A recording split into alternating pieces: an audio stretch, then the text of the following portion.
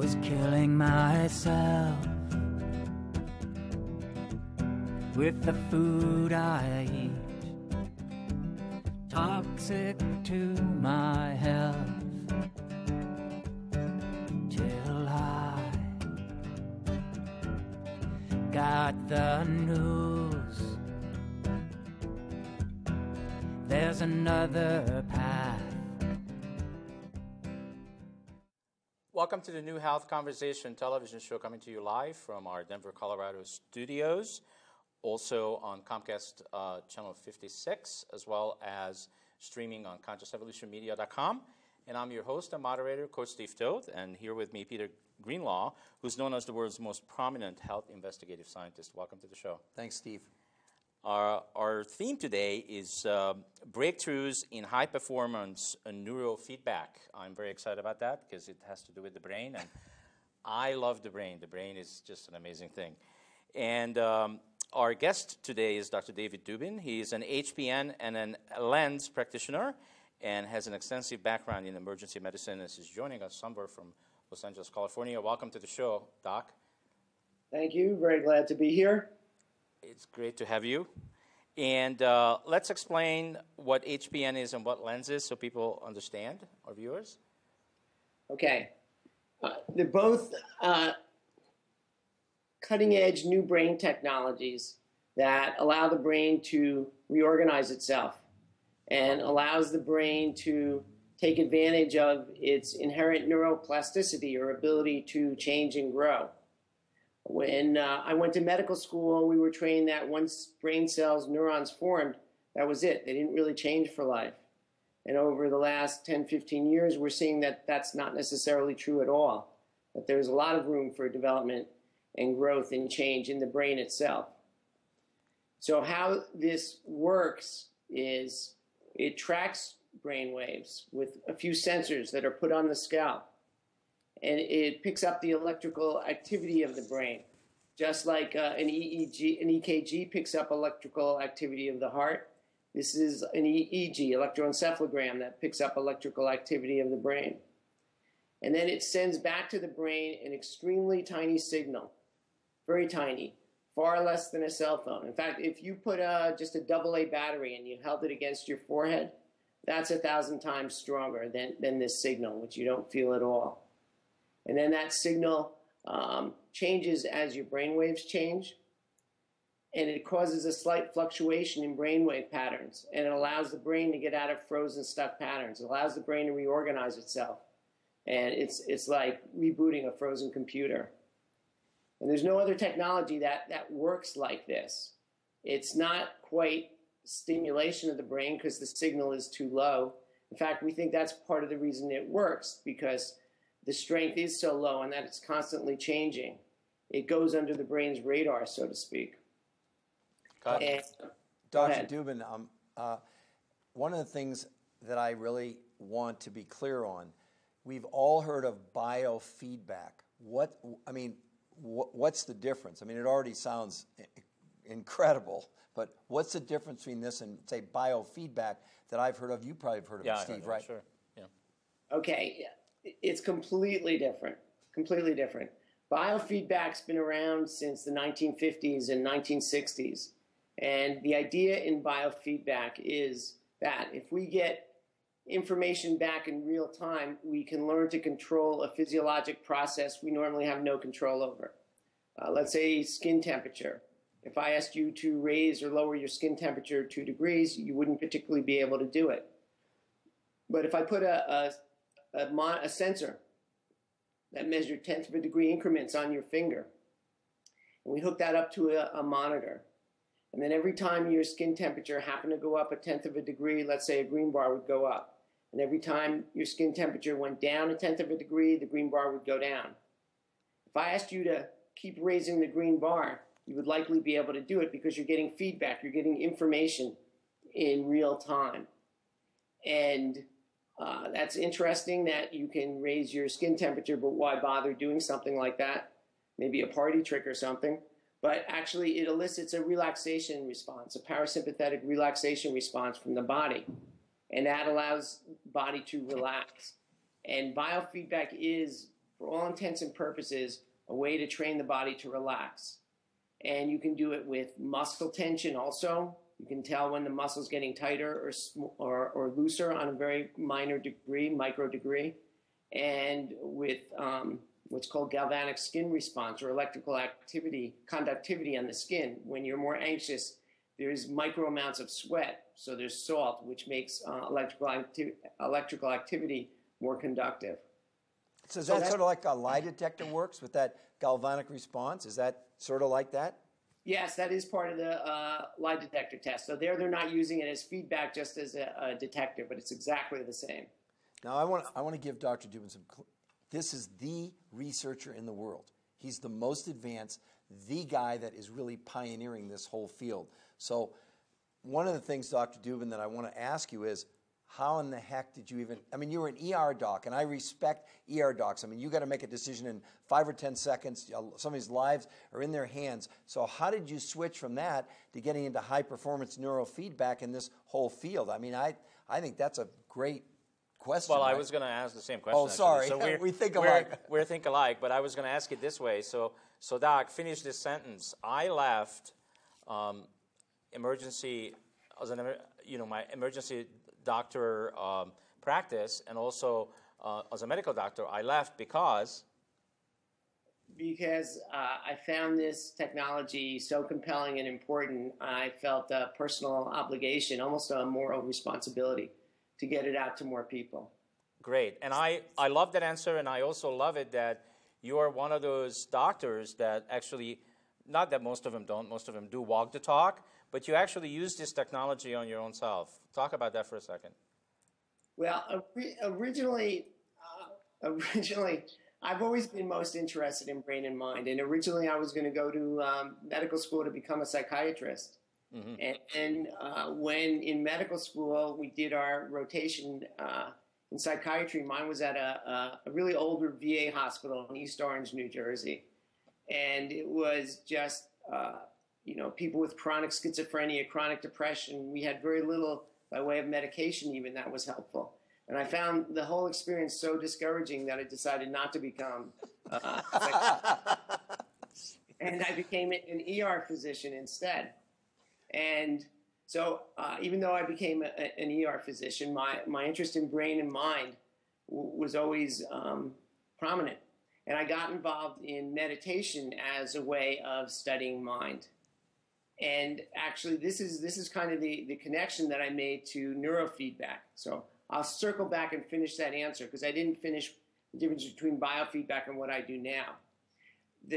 Another form of biofeedback that's become more prominent in the last 15, 20 years or so is something called neurofeedback, which is a form of biofeedback, except now the medium, instead of it being skin temperature or galvanic skin response, is actually brain waves. So if I asked you to change your brainwave frequency, either speed it up or slow it down, you wouldn't particularly be able to do it. But if I put the sensors on the scalp, and when your brainwave activity happened to speed up, a green bar went up, and when brainwave activity went down, the green bar went down, you could begin to change your brainwave activity in a conscious way because you're getting feedback, you're getting the information in real time by seeing it on the screen. So now we're influencing brain function directly, not just relaxation response, which is, for the most part, the peripheral nervous system. Is it true, Doc, that most people's brains are out of balance? Well, between the left and the right brain? Yeah, the model is actually even changing. That's somewhat of an old model. It's less left brain, right brain, and more top brain and bottom brain, actually, is how we're beginning to look at it more and how those connections are. I'm really only interested in the frontal lobe anymore. So I don't care about the rest of it. There's a lot of things said about the brain that aren't really true. Like the whole thing about, we only use 10% of our brain. Yeah. That's nonsense. We use 100% of our brain. Wow. And we're just not aware. We're just not aware of it, right? We're aware of very, very, very little. We're aware of our conscious mind, and so we think that's all there is.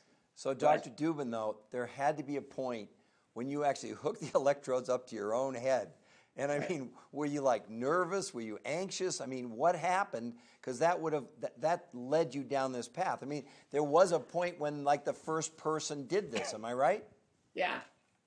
Well, it's been around. I'll give you the story in a little bit, but it's actually been around in earlier versions for maybe 15 or 20 years. So it's not brand new. It's just that it's evolved to the point where it's more sophisticated, and it's just coming to people's attention now. And that's kind of my mission in life, is to get it out, get more practitioners using it, and to make it available to as many people as possible. Great. But so the first time, so actually my interest in doing traditional neurofeedback was I thought it would be a useful way to help teach people learn to meditate, which isn't so easy. I had no idea that there were actually any clinical applications. So I started looking into neurofeedback, and I saw that it was treating... Doc, why is meditating not easy? Because we're inherently asking it to do something it's not naturally want to do. Our brain is designed to immediately react to everything in its environment. So getting it down to a quiet state is what's hard, right? Right, right. And relaxing it enough and being spacious enough is not so easy to do. And it goes against all our instincts, literally, to not react to what's going on, even if it's just a thought.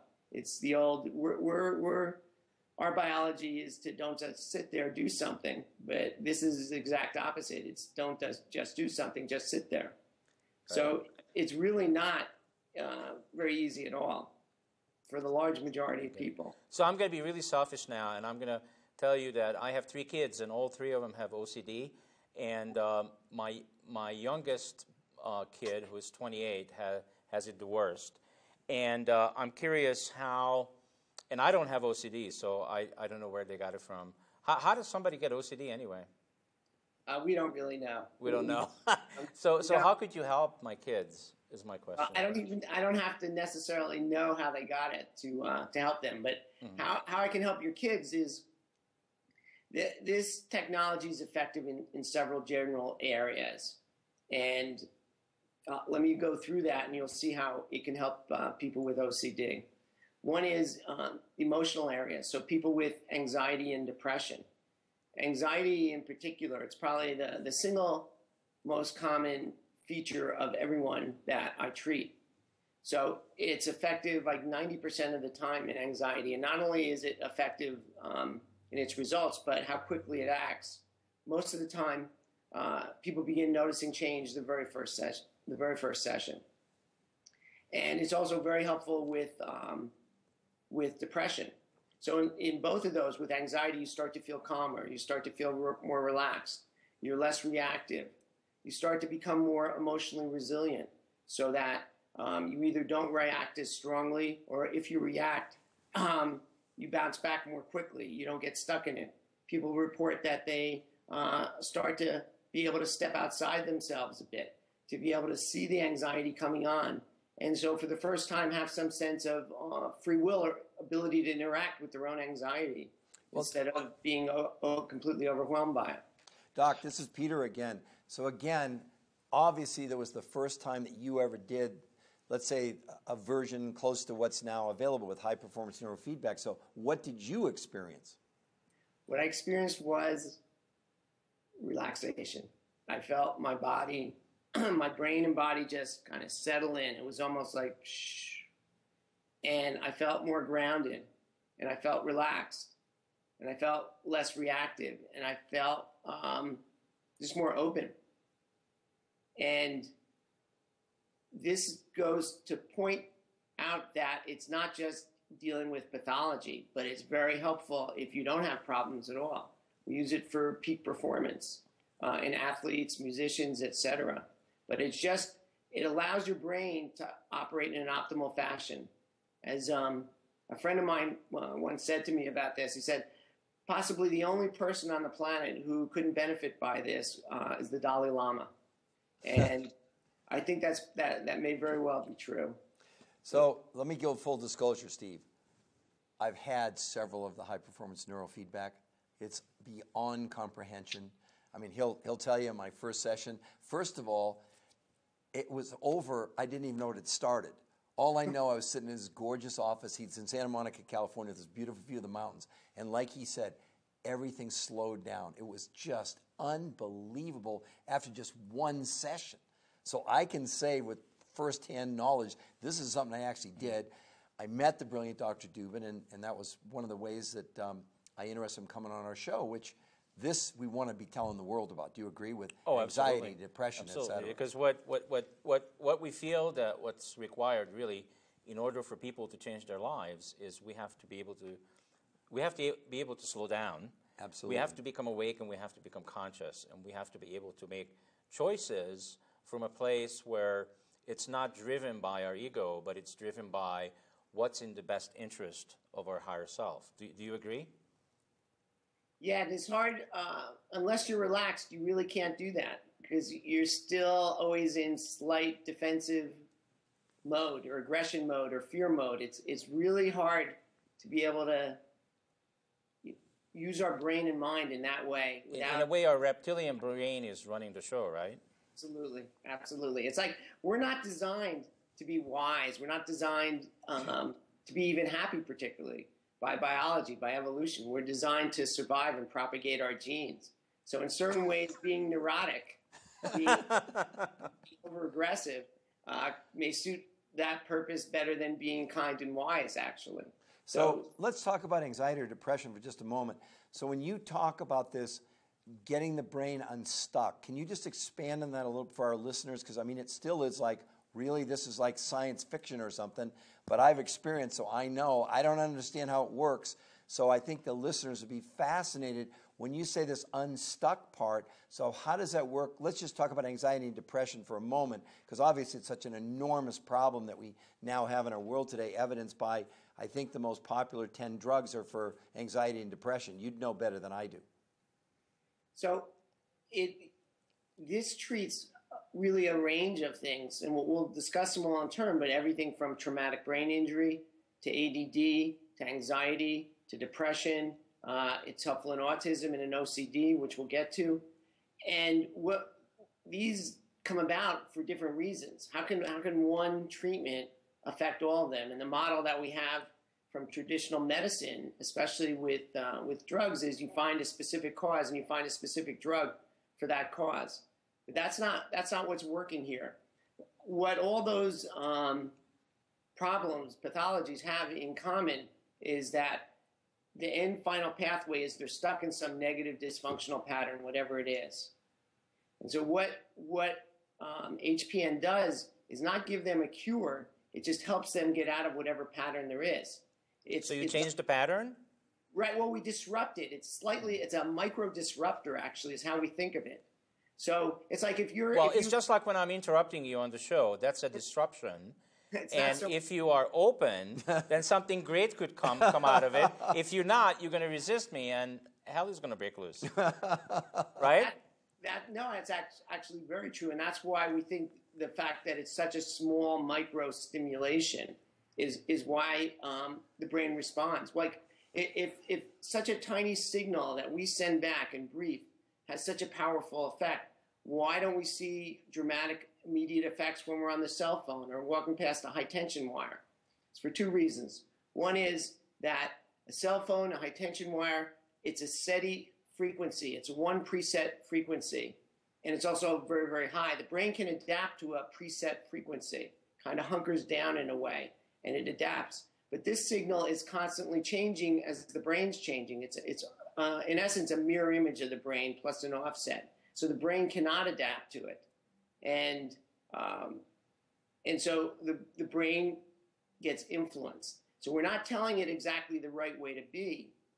We're just getting it out of how to stuck. If you have a wagon wheel stuck in a rut, there's not one perfect way to get it out. You just want to jiggle it in a way that it gets free. Or a similar question is I'm often asked by artists or writers or, that how do we know that this just goes to the bad parts of the brain? They don't want to lose any of their good parts, which is completely understandable. But the metaphor I use is that, let's say you have a palm tree with one stuck branch, and then I gently shake the tree, which is like using HPN. All the healthy branches, they wave in the wind and just go back to where they were. But the one branch that was stuck gets unstuck. And this is not directed just at that one stuck branch. Its effects are global. And it somehow kind of jiggles everything up in a way in a very non-technical way that we don't fully understand. And it allows the brain to reorganize yourself. If you think about it, the brain, the neurons, they're all electromagnetic cells. Mm-hmm. And so we're sending in an electromagnetic signal, very, very tiny, very, very micro, but they interact in such a way to influence it in some kind of way that allows the brain to get out of frozen stuck patterns. It's like in neuroscience, when you have one nerve connecting with another nerve, the more frequently they fire, the more frequently the greater the likelihood that they'll fire together again. And so that's why once a pattern begins, it's hard to break it because physiologically things are changing. The first, more neurotransmitters being sent, more branches that have receptors for the neurotransmitters are being made. And so there's a clear physiologic basis for patterns to go. And patterns, cut both ways. Good patterns are essential. Patterns is also learning. We couldn't learn and grow if we had to, figure out how to tie our shoes again every single day. So most patterns we learn are actually helpful.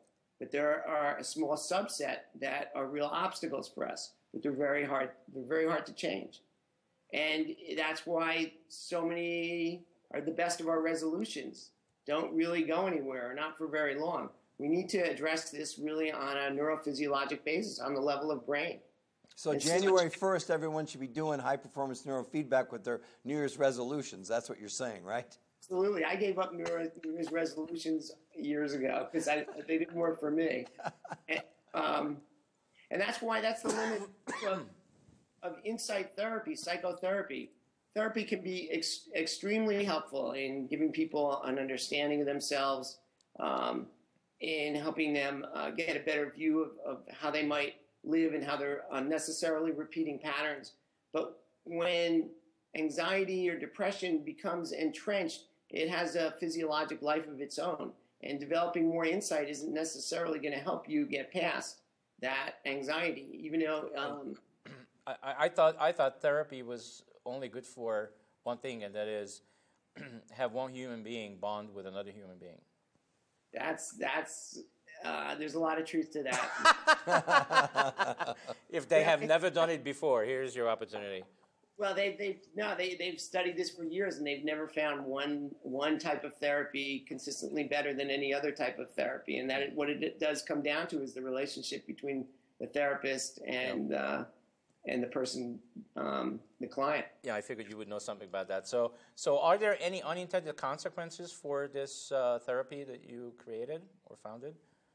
Well, are you talking about good consequences or negative consequences? I'm talking about neurofeedback. Negative.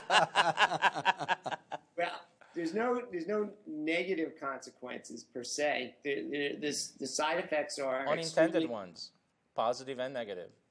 Well, the negative ones there are no real physiologic side effects. They're very minor and very temporary. You can get a little tired. You get a little wired, kind of either revved up. Tired, wired, you can get a little spacey, almost like you've had a drink, or you can get a headache. And a very small percentage of people can get a little nausea too, but it's basically tired, wired, spacey headache. And that lasts, from a few minutes to half hour to a few hours, sometimes a day and rarely a couple days, but it goes away 100% of the time. And then we just give you less next time, so it's not an ongoing problem. Great. I saw a beautiful description on your website, actually, of the 3 phases that your patients go through. Could you describe that? Sure. It's fun. Okay, so the first phase is when they first come in and they notice something.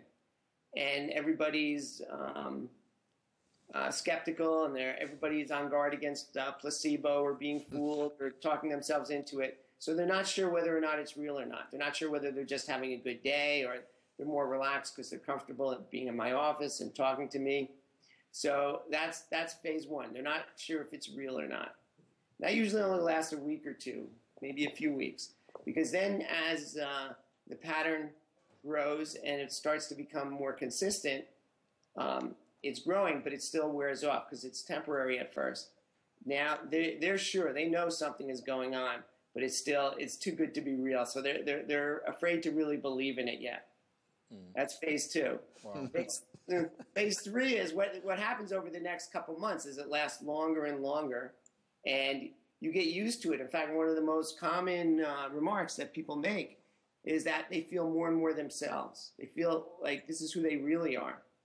And they literally do not remember what they were like. They know that they had anxiety before, but they can't connect with it anymore. And so towards the end of treatment, I'll say, well, do you think HPN helped you? And they'll sit back and say, well, maybe a little bit. So many of these, they literally can't remember. They're not aware of it anymore. That's fantastic. I mean, is this amazing? Yeah, it's amazing. And how long does this treatment take usually? What's the general? Well, individual sessions are, I set aside a half hour, and most of that is just talking or just even preparing the skin to put on the tiny sensors. You will get treatment for only a few moments, and all you have to do is sit there. You don't have to do anything. You're completely passive. That's another way this is very different than traditional neurofeedback. In traditional neurofeedback, you're actively engaged in the screen trying to make something happen. Here, you're completely passive. And in traditional neurofeedback, nothing goes back to the brain. But here in HPN neurofeedback, a tiny signal goes back to the brain. And the only reason it's considered a form of neurofeedback is that that signal going back to the brain is changing as the brain changes.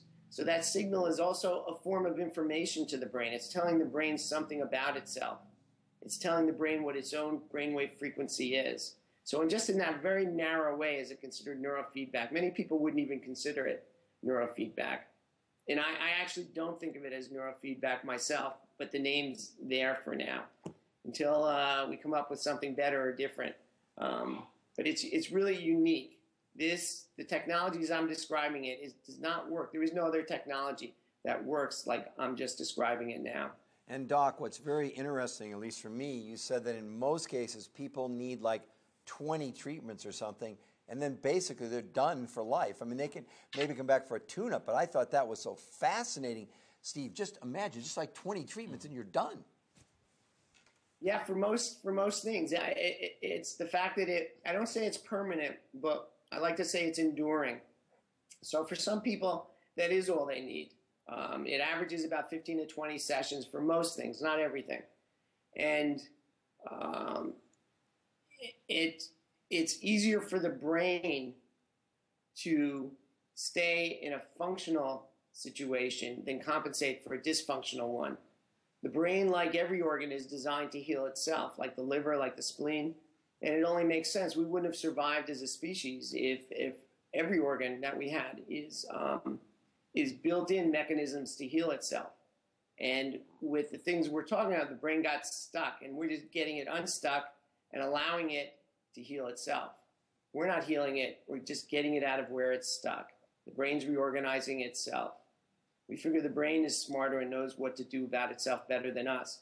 We're not training the brain, we're untraining the brain, we're disentraining the brain. And yeah, and so most people, then some people come back for tune-ups. Some people, it doesn't fully stick and they need to come back every month or so. Some once or twice a year. Some, most I never hear from again.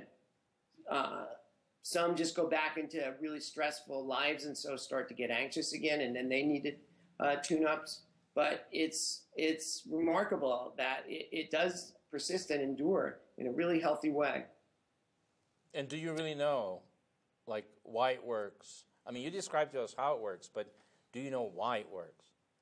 Not really, but you have to understand, we don't really understand why antidepressants work, okay? It's really the kind of naive story we tell about it's just an imbalance in neurotransmitters. Psychiatrists know that that's not accurate. But we don't really understand.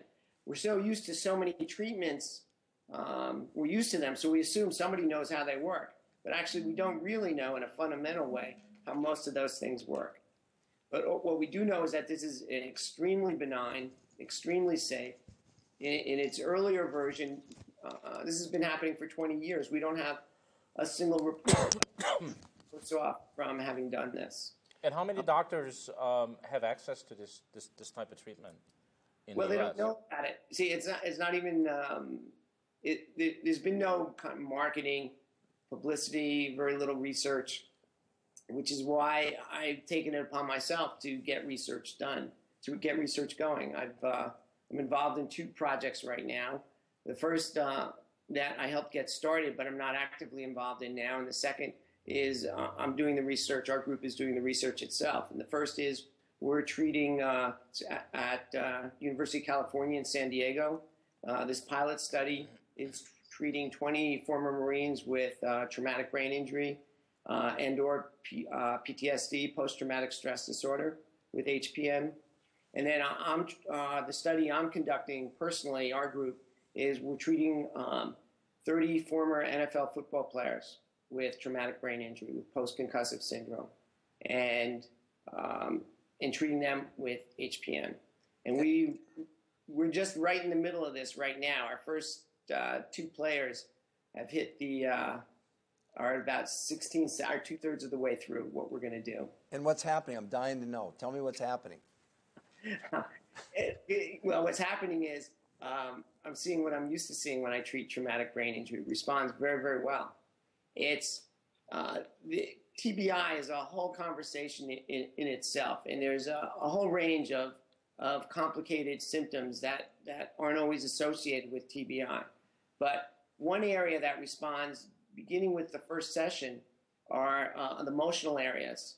Okay, they are often really irritable, impatient, get angry easily, flare up. I had one player come in, and when we did a presentation trying to see who's interested in doing this, tears came to his eyes because his grandchildren were afraid of him.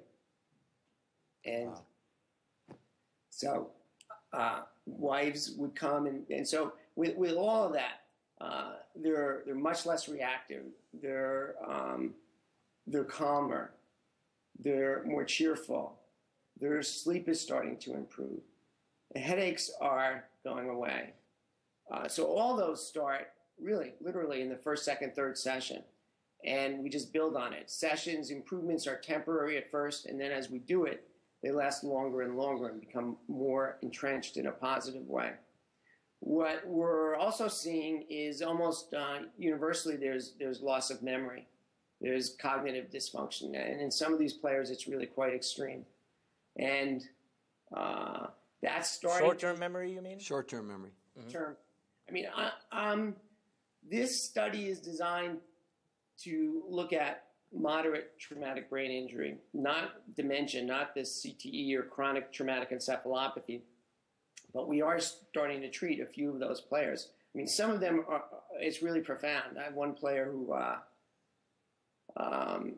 he's been taking his daughter to after school class at a school for 2 years, and he still doesn't remember whether she goes 3 days a week or 2 days a week. He gets lost coming home from church. Wow. And they cover up almost universally with these players. I find that unless you have their wives there or someone else, it's very hard to get a reliable history, because these guys are used to sucking it up and denying anything is wrong. And it's quite dramatic hearing the difference between what the players say and the wives shaking their head no, saying that's not it at all, that's not true at all. That's the only way that I can get accurate histories. But they're all, this will be a big deal when we're done, and it should be, because it can help tremendous number of people. Well, and also, obviously, with soldiers with post-traumatic syndrome, we've heard those stories about how they just can't adjust to regular life. They're angry and, right? I mean, so this could really be a major help to some of our veterans, right? Absolutely. We just, literally 2 weekends ago, I was down in San Diego training clinicians at a clinic that treats Navy SEALs and former SEALs, right? And they're just starting on a pilot program they got funded for to help former SEALs, just as they leave service, to integrate back into society. And as part of that process, we're treating all of them with HPN, high-performance neurofeedback. And so we're hoping that that will start to help us make inroads into the military also. And it's hard. It's hard doing studies right from the beginning, especially my background is not a researcher. It's a lot more work than I ever imagined doing a formal publishable study. It's also all the more difficult because we're not funded at all. We're everybody involved in this is putting in their time and effort. And the players, aren't being charged at all. And so that's, if there were funding, it would be easier to move everything along a little faster also. So right now you expanding your business basically on word of mouth, and I think I noticed that you have like 3 offices. How do you keep getting all these clients if you haven't even done the research that people usually need to say, okay, this is the real deal? It's almost all now because, and it's interesting. All my patients really want to become advocates, and so they start telling their friends, and my patients get excited. They tell me how many people they've told, and I find that only about 1 out of 10 people that they tell actually come in to try it, even when I offer a free session. It's not like something else. It sounds, well, if it's this good, why doesn't everybody already know about it? So they discount it. I'm here in LA. It sounds too good to be true, and I admit it does. And so I think people should be skeptical about it, but I think you should be skeptical and open and check it out. Mm-hmm.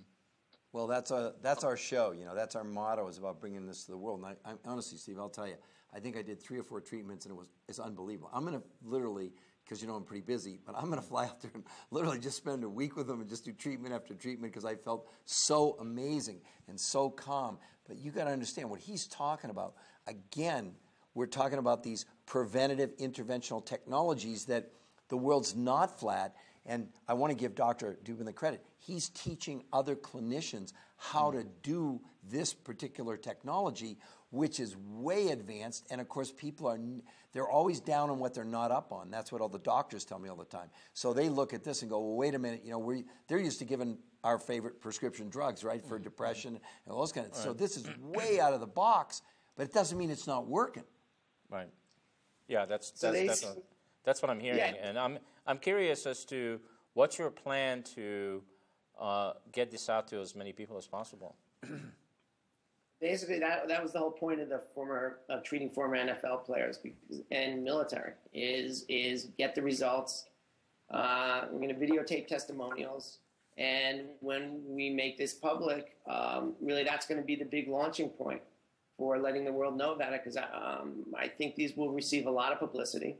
We have some very extremely well-known researchers following what we're doing, including people at Boston University, where the brain trauma and encephalopathy group there, the group that's doing all the autopsies on the former players, where they're finding CTE, the chronic traumatic encephalopathy, they're very well aware of what we're doing. They're very interested in seeing. So I'm hoping that our results do 2 things. One is it generates a lot of publicity for this, and that it also gets other researchers to start looking at this, because it's so easy to test and results are so fast. This isn't something that you initially have to do a 2-year study on. You begin seeing changes with TBI, with PTSD, anxiety, the very first session. So that's up until then, I'm just plugging along here, trying to get the word out and trying to see my patients. And, this is all I've been doing the last 6 years, is this technology. And when I started, no one had ever heard of it. And I was a lone voice in the wilderness, and I didn't even have patients to help me find other clients. So, well, you had you. And that's how I started 10 years ago doing this. So we have a lot in common. So what about ADD and ADHD? There are so many kids in the schools. Have you got to the schools yet? We've gone some, and it's I've had part of the problem is it's not so easy to talk about unless you've done it. And so my patients, it's one of the problems, my patients don't know how to talk about it all that well. So I get a counselor at a school interested, and then she tries to explain it to patient. It doesn't, you know, and she's not used to talking about it regularly. So that communication kind of breaks down. There's not kind of a sufficient mass of information and buzz for people to really gravitate to it yet. All right, but how does it help the different things? First, let me talk about OCD since you brought that up earlier. Anxiety doesn't cause OCD, but for many, if not most people with OCD, anxiety drives it to a great extent. And so by reducing anxiety, we're helping the OCD. And so the OCD doesn't disappear.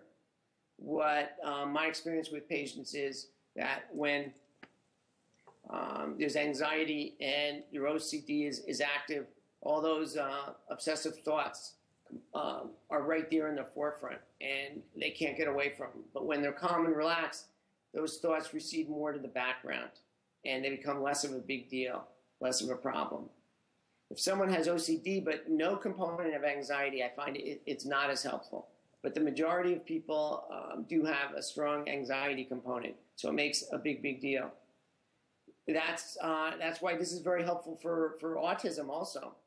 You know, we don't cure autism. We don't treat autism per se, but most kids with autism have, one, a lot of anxiety, two, a lot of problems with impulse control. Number three, get angry, upset very easily, fly into rages, so have trouble stabilizing their nervous systems.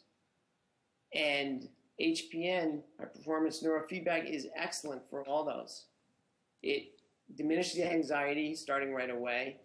It stabilizes the nervous system so that they do less of rocking and self-soothing behavior. They have the outbreaks are less. When they get angry and upset, it doesn't last as long, and it's not as dramatic. It becomes a lot less of a struggle for the kids, and it leaves them, instead of spending all their effort trying to keep their heads above, just head above water, so to speak, they can start to relax a little bit. And we see they start doing better in school, and the behavior often improves, and they often can become more social. Now treating autism is not a question of 20 sessions. That's really a question of treating in an ongoing way, typically for years.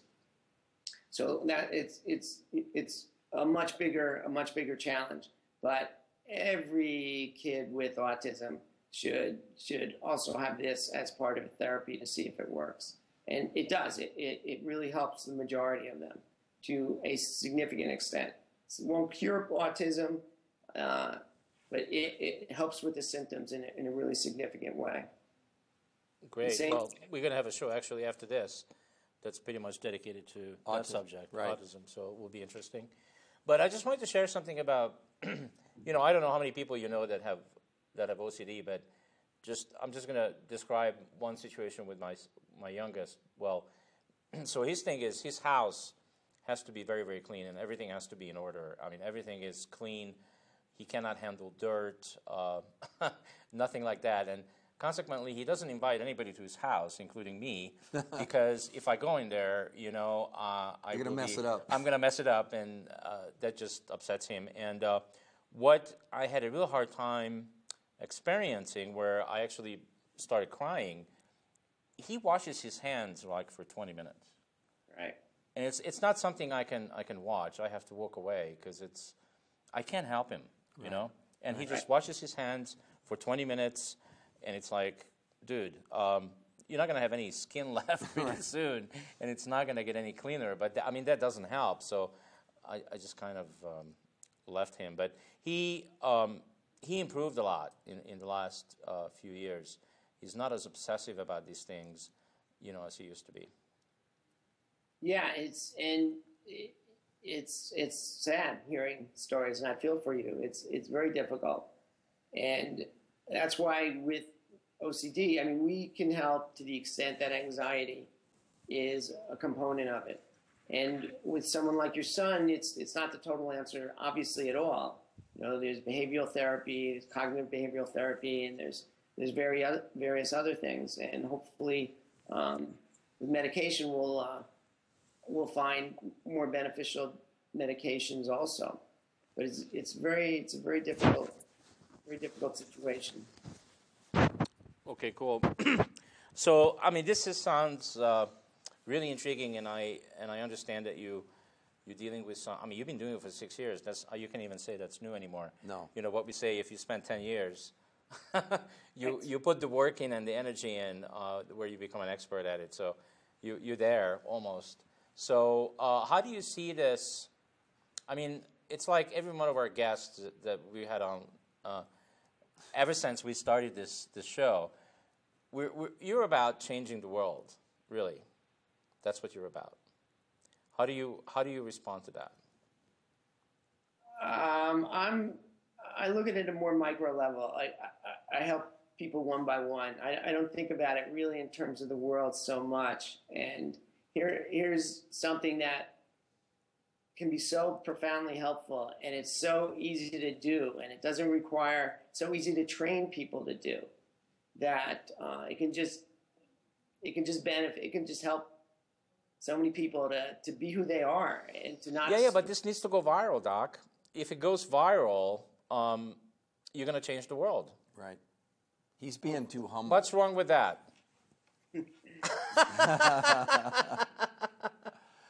So what's the requirement to teach someone who's a professional or someone like just me? I'm not a doctor. I have no degrees in that area. Is that possible? What's the requirement for somebody to be able to do this work? Okay, first of all, to teach someone is very easy. A weekend program, you can learn to get started. You know enough because we've automated it so thoroughly that there's actually very little decision making involved. And so you don't require a lot of sophistication. It's so safe, you really can't do any real harm. And the effects are so robust, people are going to get better. You don't have to get it exactly right. That the training to get started is very little, just a weekend. Right now, the whole world of neurofeedback is still kind of the wild, wild west. There are no state licensing boards, okay? Even the certification in neurofeedback is strictly a voluntary process. So there's no licensing requirements? No. No, but right now the way it is with the FDA is that they can only sell systems to people who have a clinical license in something. So if I take your weekend course, can I put my shingle out and say I'm a neurofeedback practitioner? No, because no one would sell you a system. They wouldn't be unless a clinician with a license took responsibility for you. You wouldn't be able to purchase a system. If somehow you got a system, you could say you did neurofeedback, and there's nothing anyone could do about it. But right now, probably the majority of people doing it are therapists, actually. And, I'm one of only about 30 MDs in the country who are doing it. And, but you could be an acupuncturist, a nurse, a physical therapist, a chiropractor, just some kind of clinical license, even massage therapists. The FDA is okay. It's considered an acceptable clinical license. So it's not hard. It's not hard to learn. And we'll see how this evolves once it becomes more of a regulatory issue and the whole field gets organized. But again, to give Dr. Dubin, he's going out and training people. This is the lead guy, let's be honest. He is the most advanced, has really leaped forward. And this NFL thing, which has been on the news with these concussions and the set-asides because they're losing their short-term memory, playing this game. I mean, my goodness, if he can help improve them, that is such a huge step forward. Or on an autistic kid, he's not curing it, but if he can raise his level of social ability or whatever you want to say, or ADD or ADHD or OCD, I mean, it's always a question of improving their human performance. I mean, this, to me, it's so groundbreaking. And I have to say, I was pretty skeptical when I went in and sat in there because he's there with a computer and a few wires and he hooks them up. And it's like, it took him longer to hook up than it did to do the treatment. And then afterwards he goes, I said, when are you going to start? He says, oh, we're done. He says, how do you feel? And I went, wow. I mean, it was amazing. It really was. And like I said, I only had 2 or 3. Now, Doc, one of the things I think that would be exciting for our audience, I mean, without mentioning names, I mean, you do work with some, talents in Hollywood and writers and different people like that. I think it would be very interesting for the audience with creative people in particular. They may not have anxiety or depression, or maybe they do, but I know some of your stories was about sort of enhancing their creative ability. Am I right about that? Yeah, there's well, I'm in LA, so it's the land of Hollywood and actors. Sometimes people come in just they have so much anxiety at audition that's they may come to me for something else, but actor or actress will notice that's a real big benefit they're getting from doing this. Some people just come in they don't have a problem, but they just want to optimize their brain function. So many problems are some way connected to anxiety and depression. It's almost hard to overstate. Like, this is extremely helpful in addiction. That's one of the ways that I've met some well-known people, is because I treat people in recovery. What type of addiction? That's interesting. You brought that up. Across the board. Probably alcohol more than anything else, but everything, from narcotics to methamphetamine, to benzodiazepines, to being stuck even on antidepressants they can't get off of. But the latter is kind of a separate case. But most people who have addiction are self-medicating for anxiety and depression. So once we treat the anxiety and depression, once those symptoms resolve, then it becomes much easier for them to remain abstinent. And it makes a huge difference in recovery programs. Well, so, I know one thing you related the story to me that especially addicts with, like, say, prescription drugs and things like that go through a medical detox, which is a pretty hairy thing from what I understand. And you have been able to, in some cases, really diminish the symptoms, or literally in a third or fourth of the time. Can you just talk about that for a minute? Yeah, as we withdraw, even we know just from withdrawing from caffeine, the brain, the body gets used to something. And so even if that something is not helping you, when you withdraw it, it reacts to it not being there. And so you have, at that point, a hyperactive nervous system. And so one actually example is a close friend of mine who had a problem with alcohol, but extremely functional. When he had tried to get off alcohol on his own in the past, he would actually go into DTs, delirium tremens. He would actually have seizures, and he would inevitably end up hospitalized. Well, we did it where I treated him every day, and actually twice a day initially, to stabilize and calm his nervous system. And over a few weeks, we completely detoxed him. And it was not a big deal. This should be part of every detox. It should be part of every rehab center. The range of areas this could be part of should be part of every school, should be part of every prison system, should be part of shelters for abused women, should be part of clinics everywhere where there are learning disabilities. It's possible. Uses are so broad. I mean, if you think about it, pretty much either you have, or you know someone who has, either ADD, anxiety, depression, post-traumatic stress disorder, traumatic brain injury, OCD, autism. I mean, we're talking at least a third of the population. The prospects of people who could benefit are enormous. Changing the world. I mean, is it not just mind-boggling? Oh, just yeah. Great, wonderful. Uh-huh. He came all around, didn't he? Yes, he did. He just covered everything. Get off my soapbox now. But I want to mention, I'm not like an alternative doctor particularly. I'm not a complementary medicine doctor. I'm an ER doc. I'm all for medication when appropriate. And by the way, it's not a problem being on medication to do this treatment. It's not an obstacle at all. But I'm someone who I my focus is just this technology, and this is essentially 95% of what I do. And okay. I'm going to have to interrupt you, Doc, because we're at the end of the show and No. we are live, yes. So our Conscious Hour is over again on the New Health Conversation TV. So I want to thank you very much, our guest, Dr. David Dubin, to be on the show here today. We certainly learned a lot about this new technology, neurofeedback, right? High performance neurofeedback. High performance neurofeedback. And thank you very much for being here with us.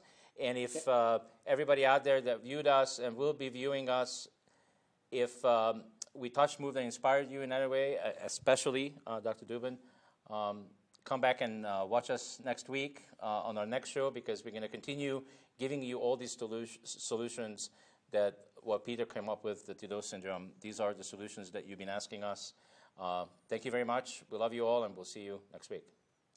thanks, Peter. Thanks, Stephen. Thank you. Thank you. Okay, bye-bye.